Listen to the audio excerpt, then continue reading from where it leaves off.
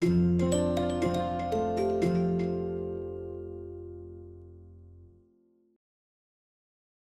Enigmatic Life of Thomas Edward Lawrence, the real Lawrence of Arabia.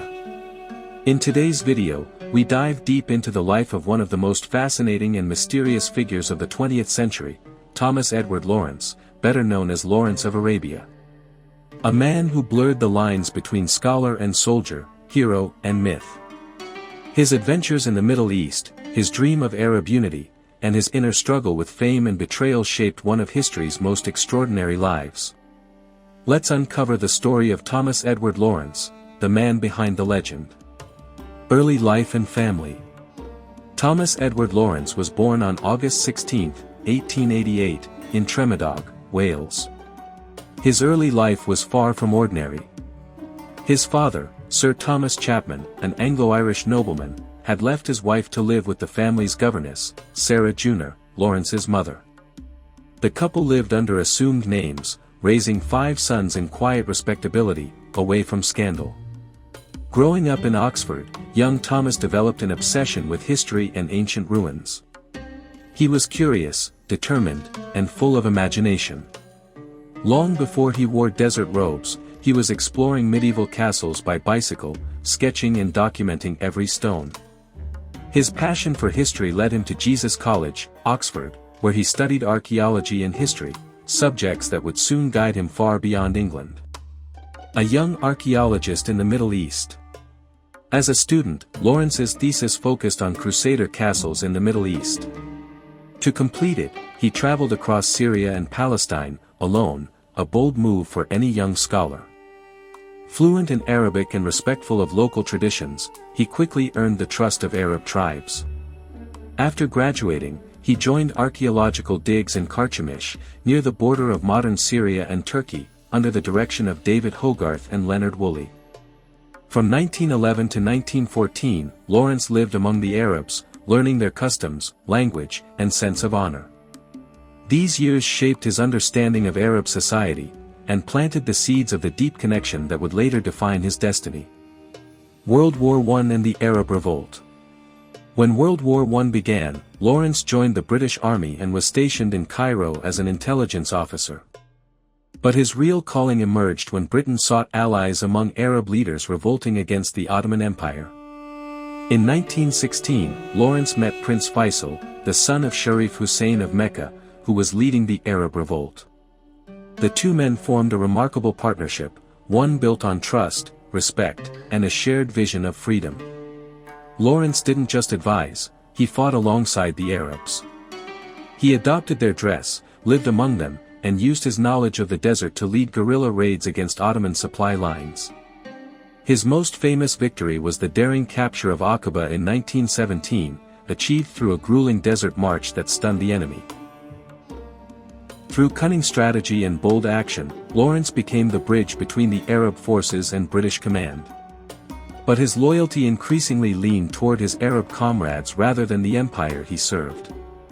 Dreams of freedom and the pain of betrayal. After the war, Lawrence discovered that the Sykes-Picot Agreement, a secret treaty between Britain and France, had already divided the Middle East into colonial zones. The promises of Arab independence had been betrayed. Lawrence was devastated. He had fought for an Arab future that would never be realized. At the Paris Peace Conference in 1919, he stood beside Prince Faisal, pleading for Arab sovereignty. His efforts failed, and this sense of betrayal haunted him for the rest of his life. He later wrote, "We are a small people, and they are a small people, but we have done a big thing together." His words captured both pride and heartbreak, a tragic reflection on the cost of empire and idealism. The writer and the recluse. After returning to Britain, Lawrence retreated from public life, writing his masterpiece, The 7 Pillars of Wisdom. The book combined history, memoir, and philosophy, an unforgettable record of his time in the desert. Despite his fame, Lawrence longed for anonymity. He enlisted under false names in the Royal Air Force and Royal Tank Corps, trying to live quietly and escape the myth that surrounded him. Yet the media couldn't resist the hero of Arabia. Newspapers followed his every move, and his image became larger than life. Influence and legacy in the Arab world. In the Arab world, Lawrence remains a complex symbol. To some, he was a true friend of the Arabs, a man who believed in their right to self-determination. To others, he was a reminder of broken promises, a foreigner caught in the web of empire. Still, his legacy endures. His collaboration with leaders like Faisal inspired later movements for Arab independence. And his writings, filled with admiration for the courage and honor of Bedouin life, continue to resonate deeply in Middle Eastern studies and literature. A tragic end and immortal legend. On May 19, 1935, Thomas Edward Lawrence died in a motorcycle accident near his cottage in Dorset, England. He was only 46 years old. His death was sudden, but his legend had already become immortal. Decades later, his life inspired the epic 1962 film Lawrence of Arabia, by David Lean, starring Peter O'Toole, a cinematic masterpiece that introduced his story to millions and won 7 Academy Awards. Lawrence was more than a soldier, he was a dreamer who tried to unite two worlds. His story is one of courage, compassion, and contradiction, a reminder that history's greatest heroes are often its most conflicted souls. In the shifting sands of time, Lawrence of Arabia remains, not just as a legend of war, but as a man who sought understanding between cultures and paid the price for believing in freedom. If you enjoyed this deep look into the life of Thomas Edward Lawrence, don't forget to like, share, and subscribe for more stories that uncover the lives behind history's greatest figures. Thank you for watching.